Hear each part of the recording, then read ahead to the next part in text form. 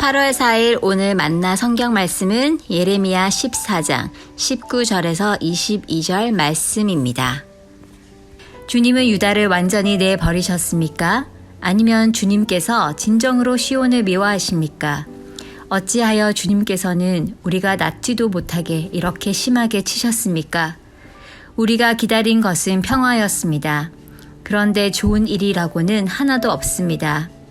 우리는 이 상처가 낫기만을 기다렸는데 오히려 무서운 일만 당하고 있습니다.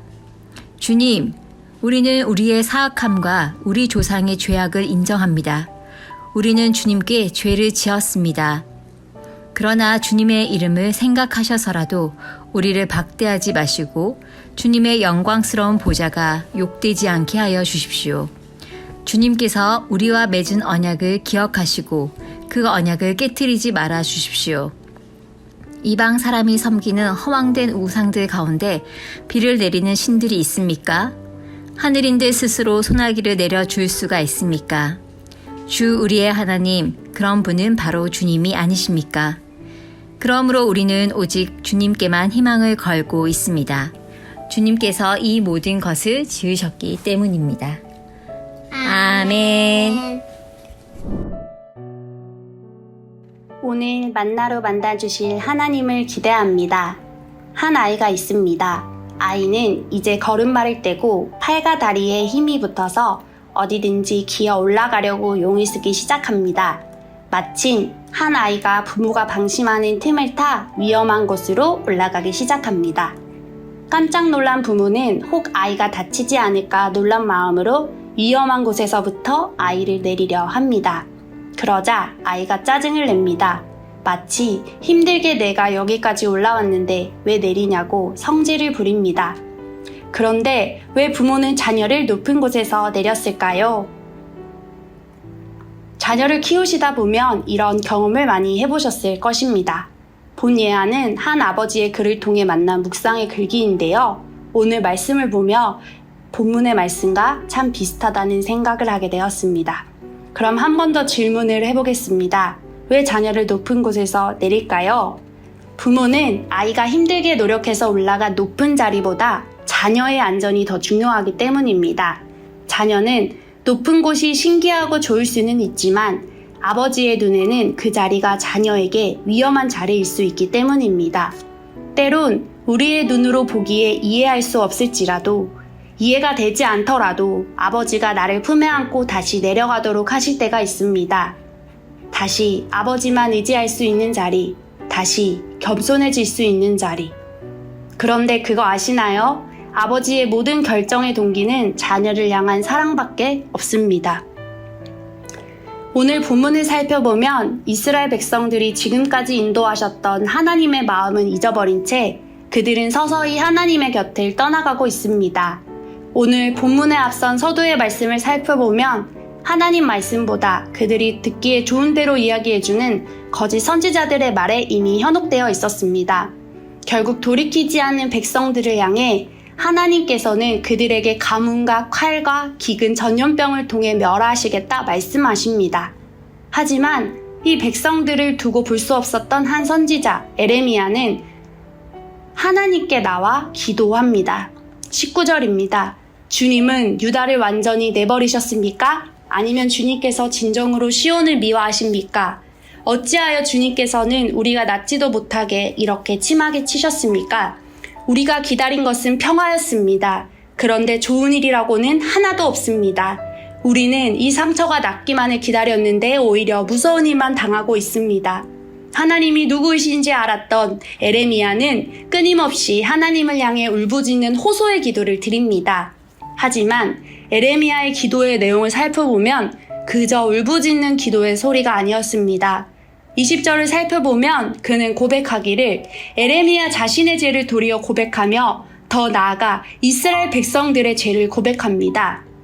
이후 21절에서 22절에 나오는 에레미야의 기도 내용을 살펴보더라도 하나님께서 어떠한 분이셨는지를 고백하는 기도의 소리가 계속해서 나오게 됩니다. 하나님과의 언약, 더 나아가 이스라엘 백성들의 하나님이 누구이신지를 분명하게 고백함으로써 오직 하나님만이 참 하나님이심을 고백하는 것입니다. 다시 말해서 에레미야는 이스라엘 백성들의 삶을 지금까지 인도하시고 앞으로도 인도하실 분은 오직 참 하나님 한 분밖에 없다는 사실을 고백하고 있는 것입니다. 잠깐을 듣기 좋은 말로 현혹했던 이스라엘 백성들과는 달리 에레미야는 하나님께 나와 절절한 기도를 드립니다. 사랑하는 성도 여러분, 우리의 삶의 자리를 살아가다 보면 여러 가지 삶의 어려움을 만나곤 합니다. 그런데 어려움을 만나면 우리는 곧장 그 어려움이 바로 해결되기를 원합니다. 그게 우리의 모습인 것 같습니다. 그렇기에 사실 내가 이미 원하는 대답을 만들어 놓고 그 정답이, 그 대답이 해결되기를 기다리지요.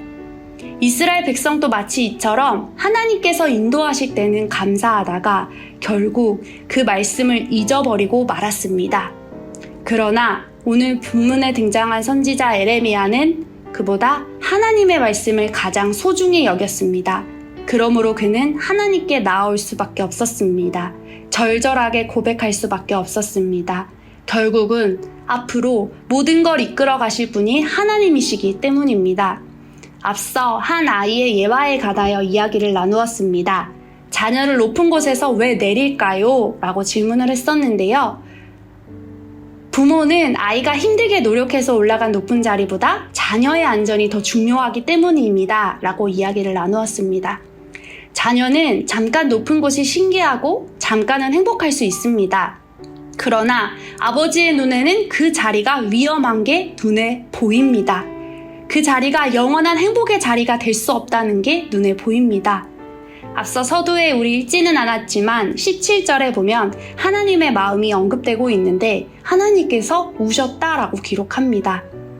에레미야 선지자에게 말씀하시기 전에 하나님께서 왜 우셨을까요? 사랑하는 아버지에 담긴 말씀이 아닐까요? 하나님의 마음이 이스라엘 백성들을 향한 마음이 에레미야를 향한 마음이 이러한 마음이 아니었을까 생각해 봅니다. 이처럼 오늘 말씀을 기억하며 나아가는 성도님들의 삶이 하나님의 마음을 알고 나아가는 삶이 되기를 원합니다.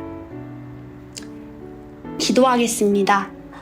사랑의 하나님, 우리의 인생에서 벌어지는 그 어떠한 사건도 우리를 그리스도 사랑에서 끊을 수 없음을 고백합니다. 날마다 우리의 평생의 기쁨이 주님을 자랑하는 삶 살게 인도하여 주시옵소서.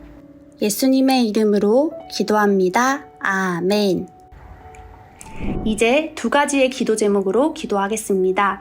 먼저 첫째, 오늘 말씀을 기억하며 기도하기를 원합니다. 모든 삶의 주인이심은 하나님이심을 고백하는 삶 살아가게 하소서. 둘째, 열방을 향해 기도하길 원합니다. 에레미야처럼 어떠한 삶의 자리에서도 먼저 하나님께 나아와 마음을 고백하는 삶, 중보하는 삶 살아가게 하소서. 이렇게 기도하신 후 각자의 기도 제목으로 계속해서 기도하겠습니다.